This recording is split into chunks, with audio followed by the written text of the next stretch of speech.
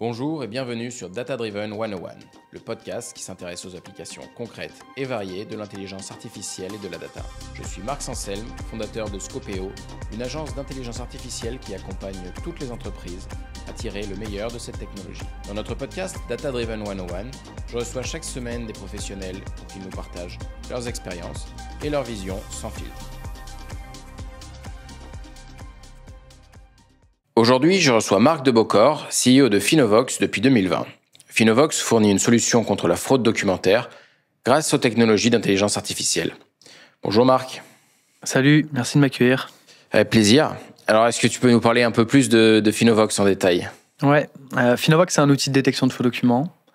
De façon très simple, tu nous envoies n'importe quel document, quel que soit son format, sa taille, sa langue. On va l'analyser et faire trois choses. La première chose, c'est savoir si le document il a été retouché au cours de sa vie. Tu vois, je prends une facture, je la trafique. Ouais. Deuxième élément, c'est savoir si les informations elles sont cohérentes. Donc faire des croisements avec des bases de données, comparer les informations. Est-ce que 1 + 1 est bien égal à 2 sur ta fiche de paye ? Ouais. Et le troisième élément, c'est savoir si le document a été généré de façon artificielle.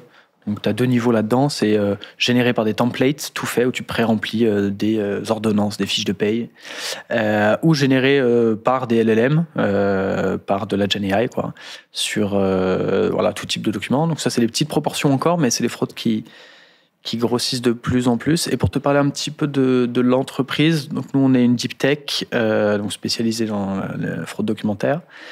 Et on est 25 collaborateurs. On est basé à Paris. Et on travaille avec 3 associés sur le sujet depuis 2019 et on est en full-time depuis mi-2021. Ok. Alors, quel était le constat sur le besoin ?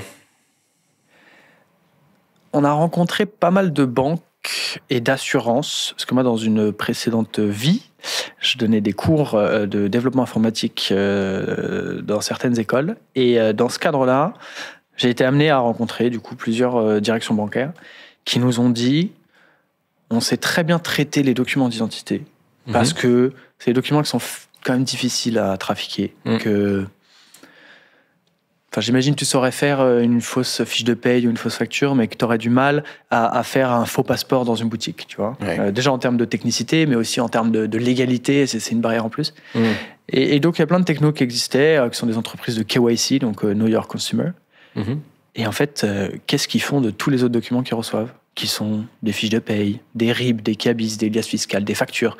Et ces documents sont la base en fait pour eux, parce qu'ils se basent sur ces éléments, ou les éléments en tout cas qui sont fournis dans les documents, pour derrière faire des remboursements d'assurance, ouvrir des comptes en banque, allouer des demandes de crédit, etc. Et donc voilà, ils nous ont dit on a 90% de notre flux sur lequel on n'a aucune maîtrise. Donc si vous développez une solution qui sait traiter ça, et dans toutes les langues, parce que les acteurs avec qui on discutait sont des grandes banques, donc ils sont présents dans pas mal de pays, alors on sera très intéressés. Donc ça, c'est le constat de base. Puis on s'est dit déjà que c'était impossible à faire, parce que hyper technique, parce que applicable dans toutes les langues, parce que les documents sont trop différents, qu'ils n'ont pas de base de données de référence, qu'ils sont trop compliqués.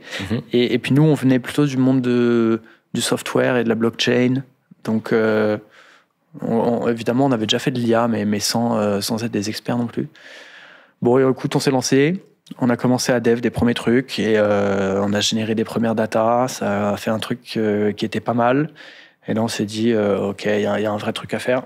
En tout cas, sur la partie technique, puis ça nous intéressait de fou.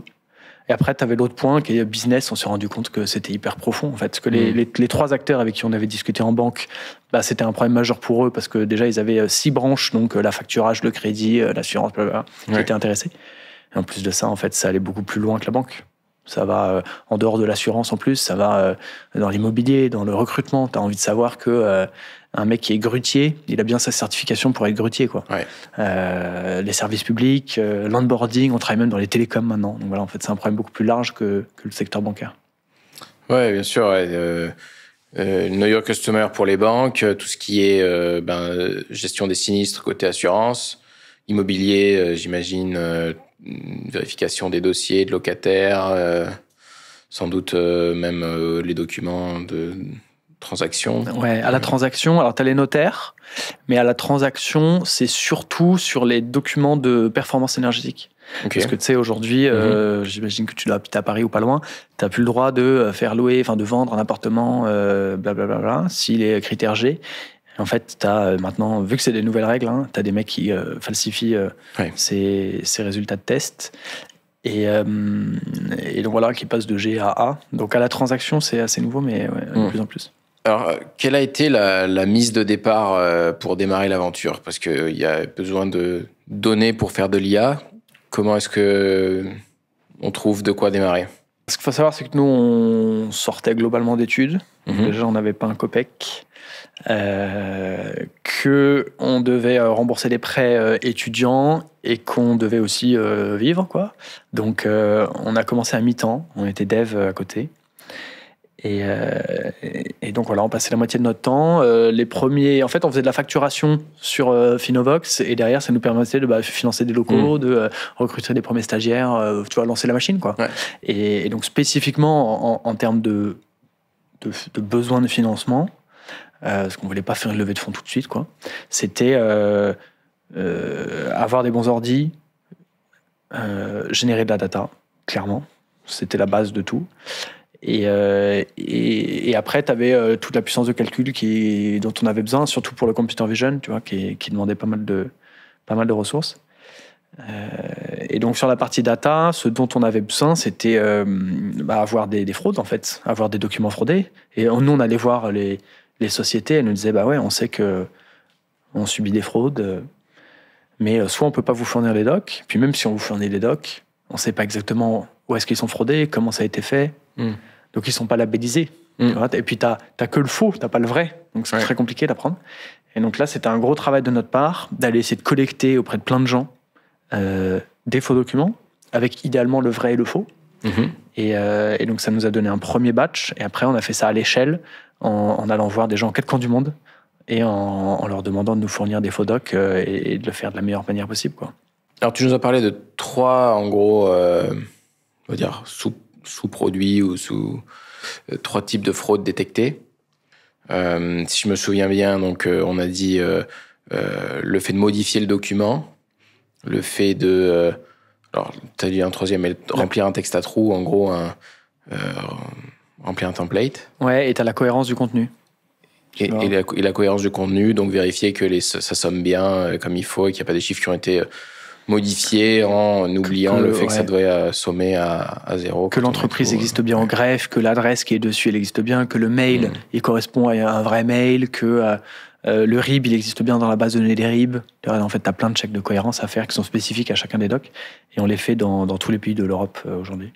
Alors si on prend le premier, du coup, la modification de documents, de quoi on parle exactement? Est-ce qu'on parle de computer vision, vérifier que, je sais pas, sur un document scanné, par exemple, il y a du blanco, technologiquement, de quoi on parle? Tu as un pré-processing global pour savoir déjà si le document est recevable.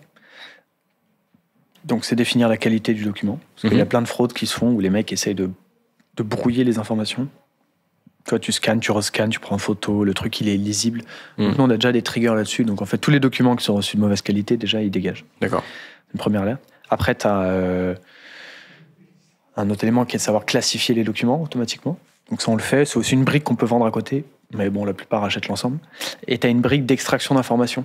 Donc, on a en fait une liste de champs sur les principaux documents, où en fait on te rend de façon structurée les 10 champs dont tu as besoin sur une fiche de paye pour aller derrière les mettre dans ton système et puis faire ce que tu as envie de faire, quoi.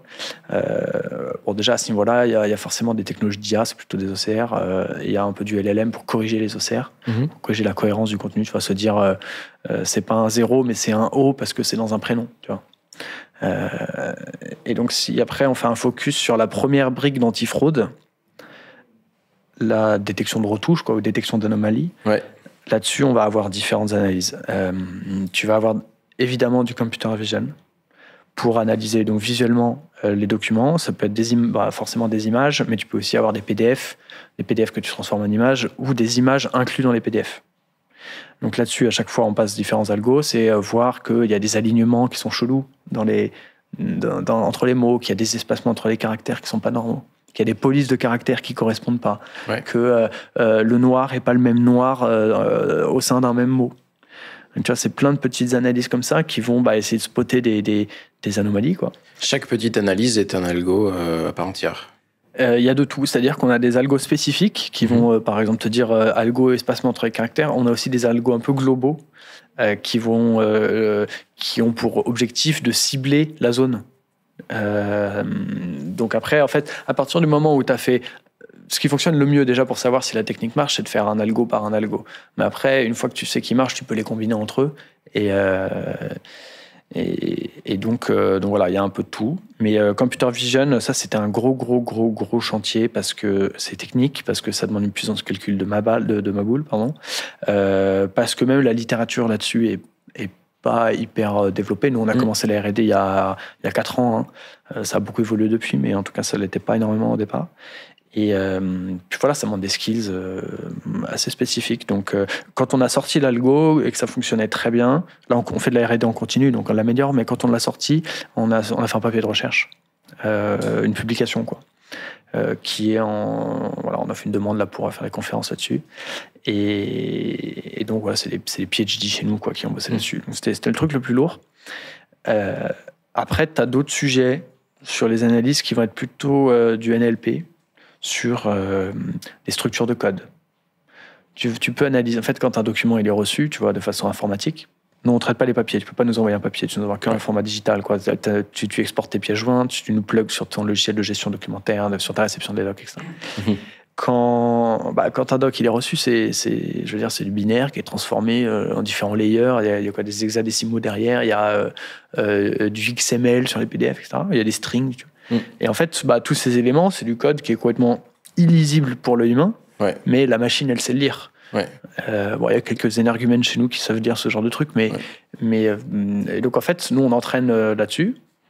Et après, tu peux essayer de trouver, grâce, j'en sais rien, au binaire, qu'il va cibler des éléments qui sont des patterns de fraude, qui sont des preuves comme quoi ça sort de Photoshop, qui sont différents éléments. Et le dernier niveau, c'est une analyse des métadonnées, où en fait, tu peux ressortir plein d'infos.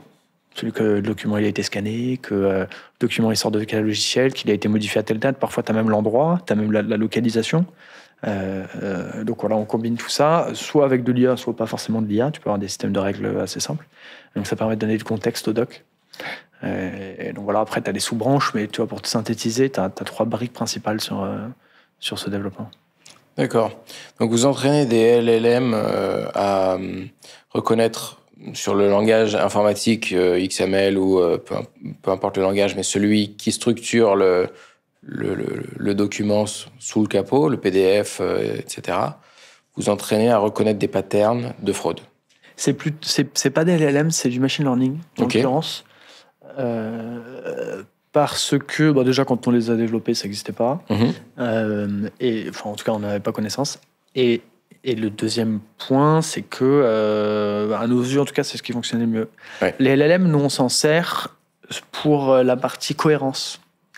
Donc, ça peut être analyser la cohérence du contenu. Tu vois, sur le texte, ça fonctionne très bien. Et ça peut être aussi sur de la correction d'OCR. Parce que, sur tous les OCR qu'on a pu tester, il n'y en a pas un qui était suffisamment satisfaisant en termes de perf. Et moi, ça c'est une anomalie, vraiment pour moi. Je ne comprends pas que les OCR qu'on a testés ne fonctionnent pas si bien que ça. Alors que c'est quand même un truc qui est... Enfin, c'est mainstream, quoi, pour moi, les OCR. C'était vraiment les premières briques, quoi, d'IA. Bon. Il y a un vrai sujet sur l'OCR open source. On parle bien de la partie transformer le texte, enfin l'image en texte. C'est ça. Cette partie-là. C'est ça, Donc c'est OCR et parseur, où parseur, c'est la partie extraire le texte quand il est écrit de façon structurée dans le code du document. Donc c'est notamment le cas des PDF. Et donc sur la partie OCR, moi en tout cas j'ai pas compris ce truc-là, c'est qu'on n'a pas trouvé sur étagère, on était pas prêt à payer, tu vois, des trucs qui étaient bien faits. Donc on a dû les refaire nous-mêmes, en prenant évidemment des briques qui existaient sur des OCR, mais en fait les améliorer.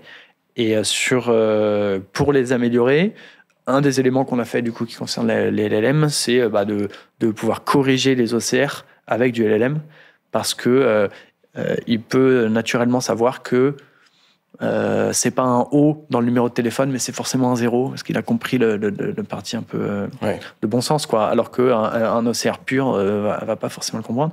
Et donc, si nous, on traite des très très gros volumes. Hein. Je sais pas, pour une grande banque française, elle va traiter plusieurs dizaines de millions de documents par an.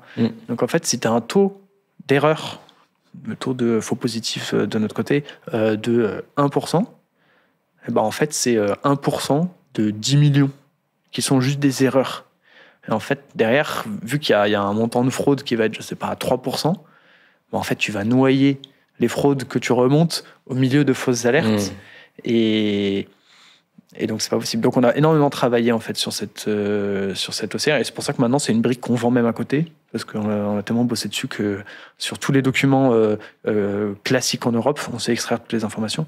Et maintenant, on sait même faire sur d'autres alphabets, en cyrillique, en arabe, etc. Parce que nos clients nous l'ont demandé. Et donc, bref, donc voilà, on a intégré du LLM là-dedans et ça fonctionne bien. À la base, on en a fait. C'est un business à part entière, ça, c'est un business à part entière, de l'extraction. Ouais, tout à fait. Mais c'est comme on avait développé notre propre plateforme d'annotation pour générer des données, tu vois. Ouais. C'est un business à part entière, mais en fait, on a screené le marché, on n'a pas trouvé ce qu'on voulait, du coup, on a développé nous-mêmes le truc. Ouais. J'avais discuté avec un fonds d'investissement, il m'avait dit, mais nous, on a une boîte en portefeuille qui fait ça, et vous avez fait ça comme ça, et je dis, bah, en fait, ça prenait pas, je sais pas, ils prenaient pas les PDF, tu vois, par exemple, les trucs. Ouais. Bah non, ça peut pas marcher pour nous.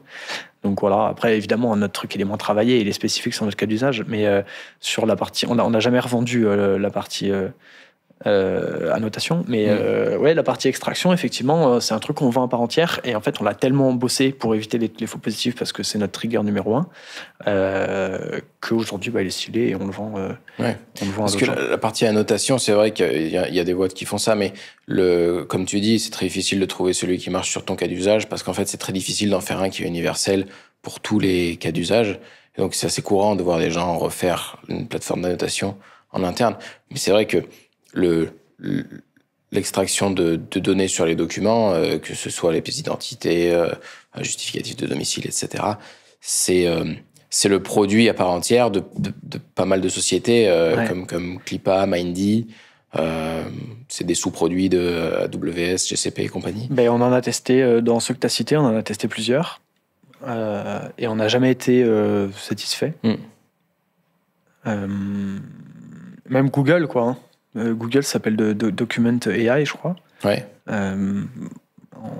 On n'était pas suffisamment satisfait. Et puis dans tous les cas, Google, nous on traite des informations qui sont sensibles, hein, donc on peut pas envoyer nos datas comme ça sur Document AI, on sait pas où c'est géré et tout. Mais bon, même si c'était possible de faire du on-premise, suite Google, on n'a pas été bluffé, en tout cas par ce qu'ils mettent en open. Donc c'est pour ça qu'on a dû le refaire nous-mêmes. Et bon, après on est une grosse équipe de tech, hein, donc je pense que ça les faisait kiffer et c'est très bien. Et c'est un axe de développement de Finovox de développer ça, ou finalement c'est juste un side produit, mais vous mettrez pas les budgets marketing pour le développer parce que c'est pas ce que vous voulez faire? C'est une bonne question, justement, on ne sait pas. On a déjà beaucoup à faire sur le sujet de fraude. Je pense qu'on n'a même pas capté, même pas 8% du marché français. Donc, sachant qu'on a une ambition même internationale, on doit être à moins de 1% du marché international. Donc, on a quand même un gros truc à faire. Et en fait, il y a plus de valeur ajoutée à capter sur la fraude que sur l'extraction d'infos, parce que sur l'extraction d'informations, tu vas les facturer pas très cher, quoi. Quelques centimes, voire moins par document extrait, parce qu'il y a beaucoup de concurrence, parce que plein de trucs. Alors que sur la fraude, il y a une vraie expertise, il y a une collaboration. Nous, on a collaboré avec des gendarmes, on a collaboré avec des services antifraude, avec des laboratoires de recherche. Et donc là-dessus, il y a plus de valeur ajoutée. Donc on se concentre plutôt là-dessus, mais c'est poser la question de comment on le market, quoi. Est-ce qu'on fait un site séparé? Est-ce qu'on le rebrand? Est-ce qu'on l'intègre uniquement dans notre offre quand on discute avec nos clients? Est-ce qu'on fait plusieurs produits sur notre site web? Et aujourd'hui, on n'a pas tranché, donc ça veut dire qu'on garde le produit classique de détection de fraude et on le présente en plus, tu vois, comme je le fais là. Et plus tard, quand on aura plus de monde ou moins de croissance à aller chercher sur l'antifraude, on pourra faire ça. Ouais. Sans connaître sans connaître le marché de la détection de fraude. Il y a des acteurs qui sont passés par là, les Shift Technology, qui ont fait beaucoup de bruit. Quel est l'état des lieux avant Finovox, on va dire, sur la détection de fraude? J'ai l'impression qu'en France, on est très bon sur la fraude. Parce que je pense que les Français fraudent pas mal, déjà. On est bon en tech. Et qu'il y a quand même un gros écosystème de grosses structures, quoi, de grandes banques, de grandes assurances, sociétés CAC 40, etc. Donc on est quand même très en avance là-dessus. La preuve, Shift, qui est peut-être le leader ou dans le top 3 des sociétés sur son sujet, en KYC maintenant, tu as ID Now, qui est un espèce de Airbus européen, comme ils aiment le dire, sur les sujets de vérification d'identité. Donc voilà, il y a pas mal de structures qui fonctionnent bien. Donc le terreau de base sur l'antifraude est assez bon, on va dire. Et quand tu discutes avec des gens, que ce soit dans les métiers, dans les banques, ou avec toi, ou avec des investisseurs, tout le monde connaît ce sujet-là. Et c'est peut-être moins le cas dans certains pays. Ça, c'est le premier élément. Et donc nous, avant qu'on arrive, le constat, c'est que on sait très bien traiter les documents d'identité. Par contre, on ne sait pas faire tout le reste, quoi. Et donc voilà, ça c'était le truc de base, avec comme contrainte que le motif numéro 1 d'une entreprise, c'est de générer du business, c'est d'avoir des clients qui sont satisfaits. Donc il ne faut pas que l'antifraude soit un frein à ça. Donc tu peux faire tous les algorithmes que tu veux. À la fin, il faut que l'expérience client elle soit nickel, que ton process d'onboarding, quand tu fais une demande de crédit, elle dure moins de X minutes ou heures. Et donc voilà, il faut faire très attention à ça. Et donc voilà, Shift en l'occurrence, ils font globalement de la digitalisation chez les assureurs, quoi, de ton parcours d'indemnisation, de ton parcours de fraude. Et ils font ça très bien. Et voilà. Ok. Alors, on a eu un séisme dans le monde de l'IA avec l'arrivée de ChatGPT il y a une grosse année et demie. Les LLM se sont développés, ont tout changé. Vous étiez déjà en place, établi, vous avez déjà fait plein de choses. Qu'est-ce que ça change pour vous, toutes ces technologies disruptives sur plein de domaines? Qu'est-ce que ça change, que ça existe? On était au courant qu'il y avait un truc de dingue qui était en train de se faire. Ce qui fait qu'un an avant que ça sorte, on avait fait une demande, nous, à OpenAI.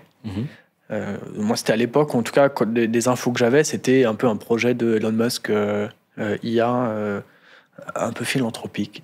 Donc, tu pouvais leur faire une demande, et si ton projet, je sais pas, changeait le monde, ou c'était surtout sur des trucs, je pense, à impact positif, alors ils pouvaient donner accès à un bêta-test. En tout cas, c'est ce qu'ils disaient. Donc, nous, on avait déposé une demande, tu vois. Je dirais que c'était peut-être en 2021, 2022, je sais plus trop. Et on n'a jamais eu de retour.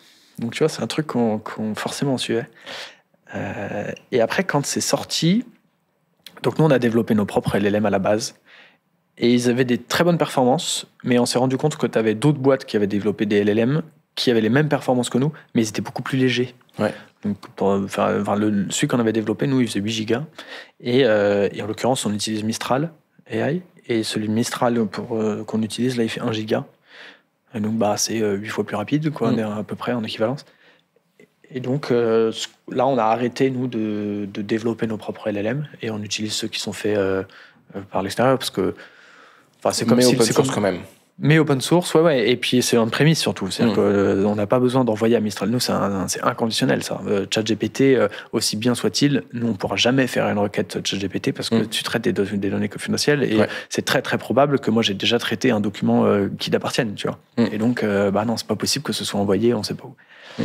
Donc voilà, ça c'est le premier truc un peu sur les LLM. Et donc qu'est-ce que ça change dans nos métiers en termes de fraude, qui était plutôt ta question initiale? Il y a 2 choses. Donc le premier, c'est que ça permet de faire des meilleures fraudes. Les fraudeurs ont des outils de dingue maintenant pour frauder. Tu avais déjà un premier niveau qui a été un vrai changement de paradigme, c'est qu'avec les éditeurs de photos, type Photoshop, InDesign, GIMP, etc., où tu pouvais trafiquer un document et c'est indétectable à l'œil nu. La plupart d'entre eux sont gratuits ou quasi gratuits et n'importe quel collégien, s'il a vraiment envie de le faire, il peut apprendre à le faire, quoi. Donc ça, c'était une première étape. Et la deuxième étape, là, ça a été tous ces outils où tu peux aller générer des faux documents, tu peux aller demander à un LLM générateur d'images, de dire génère-moi une 206 qui a foncé dans un mur pour le remboursement de l'assurance, tu vois. Ou l'exemple que je donnais tout à l'heure, génère-moi une fausse fiche de paye. Alors c'était encore des anomalies visuelles que tu peux voir, mais tu as des templates sinon qui sont tout faits. Et ça, tu peux pré-remplir, c'est pas forcément des LLM, ça, mais c'est des nouveaux outils que tu vois sur le Dark Web et puis même parfois sur Google, de façon temporaire, où tu pré-remplis des éléments. Donc, tu vois, plein d'outils. Puis, si je sors un peu de notre cas, de la fraude documentaire, tu avais beaucoup de ce type brouteur ou un peu des spammers, quoi. Tu pouvais les détecter parce que leurs mails n'étaient pas bien faits, qu'il y avait des fautes d'orthographe, qu'ils ne respectaient pas l'espèce de conformisme que doit respecter la banque. Donc tu disais, ok, lui, c'est bizarre qu'il m'écrive ça. Aujourd'hui, avec ChatGPT, les mails, ils sont incroyablement faits. Donc tu peux être un brouteur ou un mec de, je sais pas où, de l'Europe de l'Est, et envoyer discuter avec quelqu'un dans le cas d'une fraude, faire une fraude au président de façon hyper bien faite. Et donc c'est nous on se bat contre ça, quoi. Ouais. Et de l'autre côté, du coup, c'est quels sont les outils que nous on a en face de ça. En fait, tous les outils que eux ils ont, nous on les a aussi. Donc c'est un jeu du chat et de la souris permanent. Et donc c'est s'il y a un nouvel LLM qui sort qui est trop bien, parfait. S'il y a une nouvelle base de données qui s'ouvre qui nous permet de vérifier certaines informations, parce que c'est quand même la tendance globale, c'est de pouvoir avoir accès à pas mal d'infos. Et alors on le fait, et donc voilà, c'est le jeu du chat de la souris permanent. Ouais, parce que dans les cas que tu cites, il y a même, on pourrait imaginer une fraude au président avec une voix de synthèse aujourd'hui. C'est plus l'LLM, mais c'est aussi des choses, le deepfake, qui soit visuel ou audio. Je sais pas si ça rentre dans la catégorie fraude, mais ça peut être un instrument du fraudeur que d'imiter une voix. Complètement. Initialement, ce qui arrivait souvent, c'était ce qu'on appelait une fraude au métro. C'est-à-dire que le fraudeur, il avait du mal à écouter ce que tu dis, à le processer et à te donner une réponse. Donc en fait, ce qu'il faisait, c'est qu'il te disait toi, tu es le président de ta boîte ou un des fondateurs, tu vas avoir ton comptable ou ta secrétaire qui va être contacté par un fraudeur et il te dit hello, c'est moi, je suis dans le métro, j'ai pas beaucoup de réseau, je t'entends pas bien, mais faut absolument que tu fasses le virement que tu as su par mail là, parce que les mecs, je les rencontre dans 1 heure et la négo est un peu chaude et tout. Et donc, tu as la personne en face, ton comptable, qui te dit quoi, je t'entends pas bien et tout. Ouais, je suis dans le métro. Et en fait, le truc, c'est juste une espèce de bande enregistrée, tu vois. Donc, ça, déjà, ça marchait. Enfin, c'était incroyablement bien fait. Tu as plusieurs personnalités en France, des grands entrepreneurs, des patrons de boîtes qui se sont fait avoir par des deepfakes je crois que c'est Le Drian, en disant on a besoin de X millions d'euros pour une opération, on en a besoin maintenant. Et en fait, ça, c'était avant les LLM. Donc, tu te dis maintenant, avec des outils de générateurs de vidéos, d'images, où tu peux reprendre le son. Enfin, je pense que tous les auditeurs ont déjà testé, s'ils sont sur ce podcast, ce genre de générateur, ou au moins entendu des trucs qui ont été faits. C'est tellement bien fait. Quand j'ai entendu les musiques de Drake l'année dernière, j'ai trouvé ça tellement fou. Et donc voilà, donc en fait tout ça, c'est des outils qui sont incroyables et qui sont quasi gratuits et donnés à la main de 8 milliards de personnes. Et donc c'est des dangers clairs, quoi. Ouais, et je pense qu'il va falloir que tout le monde s'y habitue et comprenne que c'est possible quand on entend quelqu'un, que ce soit pas cette personne qui parle. Et on en est loin, quoi, dans nos têtes. Ouais. Hier, j'ai failli me faire avoir. Tu vois, j'ai une tentative de fraude hier. Et c'était par mail, mais le truc était incroyablement bien fait. Et ils ont utilisé un même service que j'utilise à chaque fois. Ils m'ont demandé de signer électroniquement un document en passant par Dropbox Sign, sachant que mon avocat utilise Dropbox Sign et que j'utilise Dropbox Sign. Donc j'en signe tout le temps, quoi. Et ça respectait parfaitement le truc. Je regarde, je me dis bon, ok, je regarde pour ouvrir le doc et Et là, je me dis, il y a un truc qui pue, c'est bizarre. Alors, je contacte 2-3 personnes en disant, est-ce que ça vient de toi? Est-ce que ça vient de toi? Personne ne me répond. Du coup, je me dis, je vais pas signer. Puis, avec le recul, je me dis, au bout d'une semaine, si personne m'a relancé, c'est que le truc, c'était une fraude, quoi. Et donc, derrière, dans le doute, moi, j'ai tout reset, changé tous mes identifiants, etc. Parce que derrière, c'est l'effet boule de neige, quoi. Ouais. Tiens, t'as dit un truc sur lequel j'aimerais revenir, t'as dit avec Photoshop, c'est indétectable, on fait des trucs, c'est indétectable. Et d'un point de vue computer vision, j'essaie de me mettre un peu dans le costume du data scientist qui bosse là-dessus, mais je me dis si on fait des sélections carrées, si on fait des gommages, si on fait même du tampon qui vient copier un morceau, par rapport à tous les outils que tu as dans Photoshop qui permettraient éventuellement de couvrir du texte avec du blanc et puis ensuite de réécrire du texte par-dessus. Ça paraît être des choses que l'homme va avoir du mal à détecter, mais que l'algo, lui, va trouver facilement, quoi, quand on parle de forme carrée ou de copier avec l'outil tampon, ou même de mettre du blanc là où c'était en fait un peu un blanc cassé, mais qu'à l'œil ça se voit pas. Pourquoi c'est difficile, entre guillemets? 90% des fraudes documentaires sont indétectables à l'œil nu. Ça, c'est ce que nous, on a vu sur 100 000 data. Donc, tu es forcément obligé de t'équiper. Et après, en quoi c'est difficile? Parce que tu as cette notion de faux positif, quoi.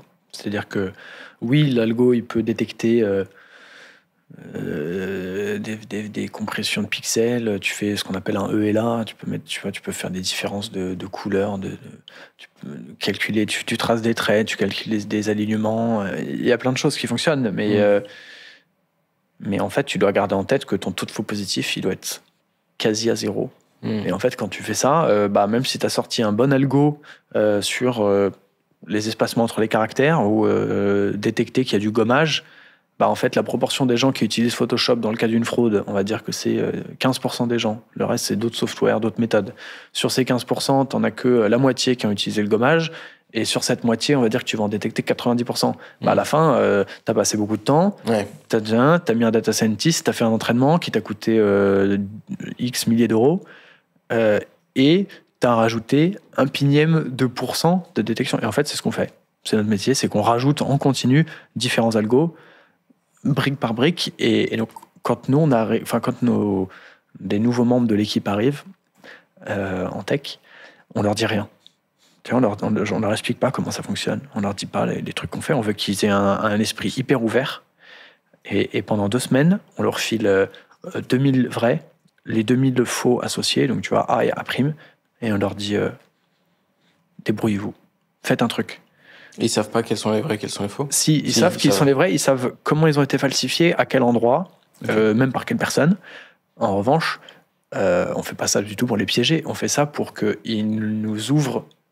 Ils ouvrent nos chakras, quoi. Ils nous ouvrent l'esprit, c'est-à-dire que si nous, on arrive en leur disant regardez, ça fait 3 ans qu'on travaille dessus, on est les boss et blablabla, on fait comme ça. Les mecs, ils vont se dire c'est comme ça la meilleure méthode. Alors qu'en vrai, peut-être pas.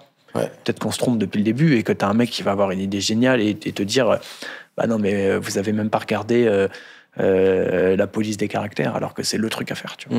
Et donc, on leur dit rien. Et donc, pendant X jours, on essaie de le faire 2 semaines, ils essaient de faire des algos.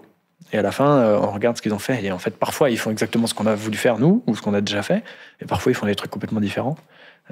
Donc, c'est ça qui est intéressant. C'est que, en fait, tu as énormément de méthodes différentes. Et en data d'entrée, tu peux prendre plein de choses.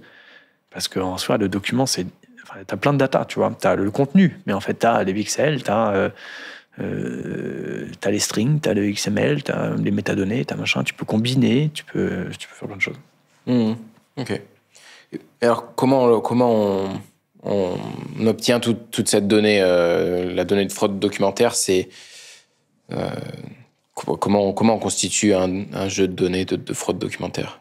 C'est compliqué parce que c'est des données qui sont confidentielles, que les entreprises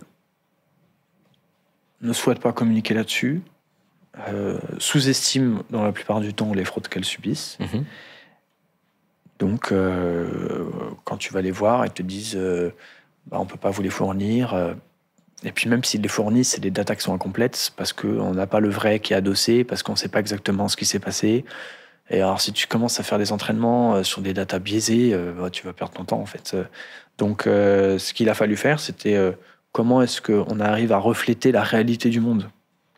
Parce que les fraudeurs, je veux dire, si on fait un détecteur de une même méthode, un mec qui va toujours faire au Photoshop, en fait, tu vas passer à côté de plein d'autres fraudes, de gens qui vont passer par un imprimante, un scanner pour trafiquer, les mecs qui vont passer sur leur téléphone, toutes les méthodes qui peuvent exister. On a répertorié 350, tu vois. Donc comment est-ce que tu arrives à refléter ces 350 méthodes? Et d'autant que les fraudeurs ne sont pas les mêmes en fonction de leur âge, de leur niveau de skills, on va dire, et de leur pays. Parce que tu n'as pas les mêmes outils de bureautique en Russie qu'au Maroc, en France, quoi. Ouais.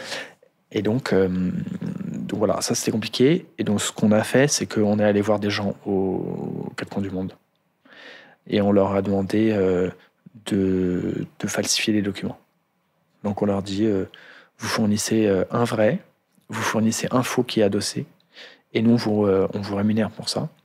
Et on essayait au maximum d'inclure les gens vraiment même dans la partie détection, quoi. Le but c'est pas d'inciter les gens à frauder, c'est plus de leur expliquer la démarche globale, de dire ce qu'on fait ça a un impact social qui est fort, parce que derrière quand tu économises cette année nos clients estiment qu'on a permis d'économiser 5 millions d'euros de fraude chez eux. C'est 5 millions qui sont à court terme redistribués à l'entreprise, mais quand même à long terme c'est redistribué à la société. Je veux dire, c'est ta police d'assurance qui va diminuer parce que tu fais économiser 1 million d'euros à l'assurance, quoi. Et donc voilà, on essaie de les mettre dans cette démarche et de trouver des gens qui ont des âges, des skills de pays différents pour pouvoir capter, tu vois, un maximum de fraude. Et nous, en fait, ça nous permet quoi? Ça nous permet d'avoir des datas pour les entraînements. Ça nous permet aussi d'avoir des statistiques. Derrière, on sait que on a tel pourcentage de détection, que là-dessus on est bon, là-dessus on n'est pas bon. Et ça permet un dernier point, c'était toujours à jour. Parce que la fraude évolue. C'est ce qu'on disait juste avant, c'est un jeu du chat et de la souris. Donc, ces espèces de concours de fraude qu'on faisait en 2001 ne sont pas les mêmes que ceux qu'on fait cette année en 2024. Parce que voilà, les méthodes ont changé. Donc, je suis sûr que cette année, on va avoir des mecs qui vont générer de façon artificielle des documents, ce qui n'était pas le cas l'année dernière. Alors, quels ont été les grands verrous, grands obstacles que vous avez pu rencontrer, grands obstacles techniques? Technique, je dirais, c'est la puissance de calcul. Il faut une puissance monstre qui coûte très cher. Heureusement, on a été aidé par différents cloud providers qui nous ont pas mal financé. Notamment, pour deux raisons, pour les aspects techniques qui les intéressaient, et après pour l'aspect social aussi, quand même de bien commun, tu vois. Donc voilà, ça demande énormément de puissance de calcul. Quand tu fais un entraînement, ça peut durer plusieurs heures, jours, avant d'avoir tout résultat. Et donc, notamment quand tu fais du computer vision, ça a été assez compliqué parce que c'est très exploratoire. Déjà, nous, de base, on est plutôt pirates, tu vois, dans notre manière de faire. Donc, on va pas faire 3 semaines de théorie pour après, on lance notre truc et ça marche nickel parce qu'on a surtravaillé le truc. C'est plus, on va tester des trucs, puis on teste autre chose, puis on avance comme ça. Et donc, ça prend du temps, ça consomme de l'énergie derrière. Et donc, c'était le premier problème, je dirais. Ok. Et du côté non technique, que ce soit humain, un frein à l'adoption, qu'est-ce qui représentait des obstacles pour vous? Le cycle de vente, quand même, parce qu'on est sur des sujets complexes. On est sur des sujets grosses entreprises. En tout cas, c'est là où il y a la plus grosse valeur à laquelle capter. Il faut convaincre la direction générale. Parce qu'à la fin, tu as un sujet de ROI, c'est combien je dépense pour ton outil versus ce que ça va me faire gagner en termes de fraude ou en termes de gain de temps, d'efficacité et d'expérience client. Mais bon, c'est un ROI. C'est la conformité, les services anti-fraude qui vont utiliser ton outil, c'est la DSI, c'est le juridique. Et pour mettre tout le monde dans le même bateau d'une grande banque française, ça prend du temps. Donc, il faut compter quand même 18 mois pour ça. Et d'autant que quand tu es une petite société, parce que 25, ça reste petit, quand tu es une petite société, tu dois prouver 2 fois plus que tu es sérieux, que tu es crédible, que ton produit tourne, que tu vas pas faire faillite dans 6 mois. Et donc ça nous a mis on a mis du temps à signer les premières boîtes du CAC 40, on va dire, parce que parce que tout ça.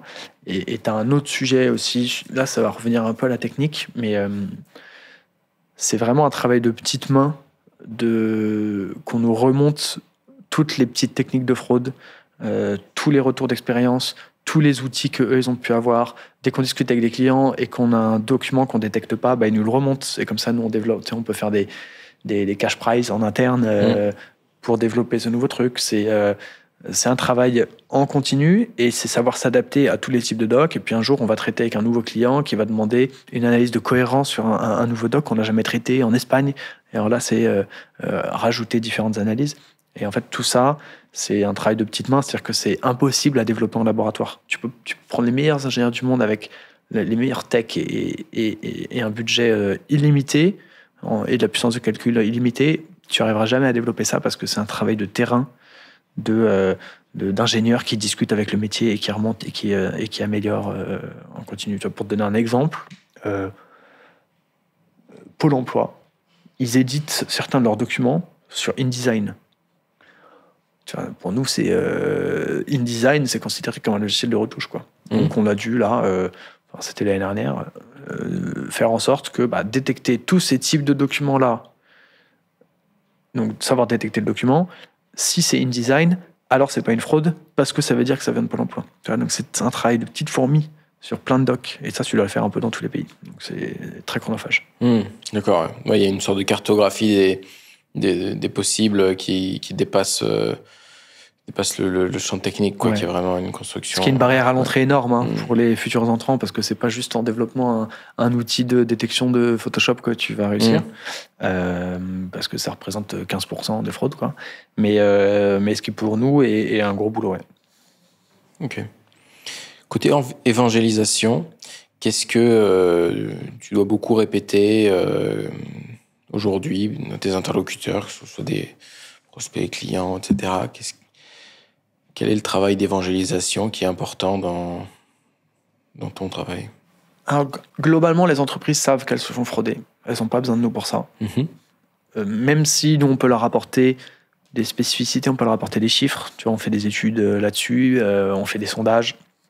Enfin, en tout cas, on passe par des cabinets de sondage. Donc, on leur fournit des informations, mais tu vas voir un assureur, il sait que, c'est pas exactement le montant, mais il sait qu'il se fait frauder, une banque pareille, etc. Donc là-dessus, ça va. Nous, ça s'est fait en 2 étapes. La première, ça a été, on a mis le produit sur le marché l'année dernière. Donc, fin 2023, c'était notre première année complète de commercialisation. Et d'abord, ça a été se faire connaître. Donc dire à tout le monde, voilà, on a créé ça, on est l'acteur de référence sur le sujet, et on a une techno qui marche. Parce que dès les premiers mois, on a déjà eu des adopteurs, dont des très belles boîtes, quoi. Donc ça, c'était le premier truc. Et aujourd'hui, on est plus dans une deuxième phase de se dire, les acteurs nous connaissent, les principaux. Et maintenant, c'est leur prouver que c'est le bon outil au bon endroit qui va leur faire gagner de l'argent. Donc, c'est plus parler de ROI, parler de retour client, de use case spécifique, montrer que on a signé MetLife aux États-Unis, un assureur, donc ce sera applicable aussi là-bas. C'est montrer qu'on travaille avec un assureur en Espagne. Donc, si vous avez ce use case, ça marche bien. C'est plus prouvé. Ouais, gagner en crédibilité grâce à ce que vous faites avec d'autres clients. Ouais, exactement. Donc c'était plus awareness un peu au départ, puis là c'est conversion, quoi. Ouais, ok.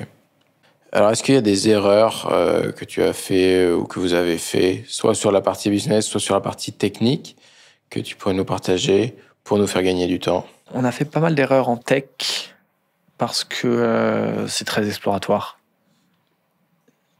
On s'inspirait de certains secteurs à côté, comme il y avait pas mal de littérature sur les deepfakes, tu vois, détection de deepfakes. Donc on s'inspirait de ça, mais en fait il y avait jamais vraiment rien de spécifique à ce qu'on faisait. Donc forcément en R&D, on a lancé des projets, des trucs, ça a jamais marché. On a perdu 50 000 balles et on a perdu du temps. Donc, mais d'une certaine manière, ça, je peux pas l'éviter parce que c'est de la R&D, donc en fait, tu sais pas à l'avance. Et tu as des petits projets à la con menés par un stagiaire sur lequel tu n'aurais pas parié et qui t'a sorti un algorithme incroyable sur lequel on n'était pas parti. Mais ça fait partie de la R&D. Donc ça, là-dessus, pour le coup, j'ai pas de conseils à donner parce qu'il faut juste essayer et tenter plein de trucs. En revanche, surtout s'il y a des techs qui nous écoutent, nous, on avait un biais dès le départ, c'est qu'on avait honte de ne pas présenter un produit fini au client. On avait honte d'aller commencer à discuter avec des gens et de présenter un Figma. C'était pas possible pour nous. Je sais pas, parce qu'on était tech, parce qu'on n'avait pas envie de ça, parce que je sais pas pourquoi on l'a pas fait. Et donc on a mis beaucoup de temps à mettre le produit sur le marché. En soi, quand on a commencé la R&D, dès début 2022, on avait un premier produit qui détectait peut-être que 40% des fraudes, mais on avait un truc qui fonctionnait, qui aurait déjà pu être mis en prod, et on améliore comme ça, et puis tu le factures pas très cher. Et en fait, on a voulu attendre d'avoir un produit qui est parfait avant de le commercialiser. Et ça, je regrette parce qu'on a perdu du temps. Et c'est quand notre troisième fondateur est arrivé, lui purement business. C'est lui qui a en fait préparé toute la commercialisation, recruté le premier commercial, le premier personnel marketing. Et c'est vraiment là que ça nous a débloqué. Et c'est là qu'on a fait les meilleures avancées technologiques parce qu'avant, c'était que des discussions avec le métier. Là, c'est vraiment le métier qui utilise ton outil et qui te fait les retours qui sont les retours les plus incroyables. Donc, en fait, il faut se confronter au marché. Il ne faut pas hésiter à aller proposer un produit qui n'est pas fini parce que tu as une période de POC dans laquelle tu peux te faire un rush de 1 mois pendant le POC. Et en fait, tu vas trop avancer. Et donc, il faut se lancer et pas avoir honte, on va dire, de ça. Et je peux donner un autre conseil, c'est pas réinventer la roue. Donc si tu as un outil externe qui marche hyper bien, même si ça t'embête d'aller te dire que c'est une autre boîte qui le fait mieux que toi, même si ça t'embête de payer un peu, les mecs qui sont spécialisés, s'ils le font mieux que toi, fais leur confiance, quoi. Est-ce que tu as une anecdote à nous partager ? Une anecdote, les 3 fondateurs, on est copains depuis longtemps. Et j'étais voisin de table en 6e de mon cofondateur. Donc, on a commencé par se battre quand on était voisin de table, parce qu'on a des noms qui sont très proches. On a commencé par craquer des iPhones dans la cour pour gagner un peu d'argent. Puis, en fait, depuis qu'on est tout petit, on fait des petits business tous les 2. Et puis, petit à petit, on les a fait tous les 3. À différents niveaux, et aujourd'hui j'ai juste l'impression d'être dans le prolongement de ce qu'on faisait en 6e à plus grande échelle avec 25 personnes et des investisseurs, mais dans ma tête c'est un peu la même chose. Donc voilà, c'était un pote de collège, quoi. Ok, est-ce que tu veux nous partager une opinion ? Fraudez pas. Voilà. Ça représente évidemment, moi en tant que business, ça m'arrange parce que plus il y a trop plus je gagne d'argent. Mais ça a des conséquences qui sont énormes. Et il n'y a pas tellement de punitions qui sont attachées à ça. Il y a une société par exemple qui s'appelle Eureka qui en 2018 a fait faillite à cause de faux documents. C'est-à-dire que c'est un agriculteur dans le nord de la France qui, je crois que l'histoire, il voulait refaire sa moissonneuse-batteuse, réparer un truc. Et donc, il a fait une fausse facture, puis une deuxième, puis une troisième. Puis il allait voir une deuxième société à facturage. Il a fait une première fausse facture, deuxième, troisième. Et donc, à la fin, il y avait une double mobilisation. Donc, tu envoies 2 créances à 2 sociétés différentes. Donc, c'est comme si tu faisais 2 prêts sur les mêmes fiches de paye auprès de 2 banques, ce qui est interdit. En tout cas, sans le déclarer. Et donc, il a fait tout un système. Et à la fin, il n'a pas remboursé ses finances et ses dettes. Et la société a déposé le bilan, Eureka. Et l'autre structure, c'est une grande banque française, qui juste a absorbé les millions de fraudes en question. Donc ça a des conséquences qui sont assez fortes pour les entreprises. Et en fait, on a l'impression que ça a un impact qui est très faible parce que, si je prends l'exemple d'une assurance, je paye mon assurance, c'est normal qu'ils me remboursent. En fait, ça marche pas comme ça. Et aujourd'hui, le taux de fraude en assurance sur le document, c'est entre 5 et 10%. Donc, toi, quand tu souscris à 1 mois d'assurance, tu as 1 mois qui est payé pour la fraude. Et en fait, ça a un impact très fort après sur tout le monde. Donc, tu peux appliquer le même raisonnement de prestation sociale, etc. Ok. Alors, quel invité est-ce que tu aimerais entendre au micro de Data Driven 101 dans un prochain épisode ? Sam Altman. D'accord. Je prends la recommandation. Merci Marc. Merci à toi.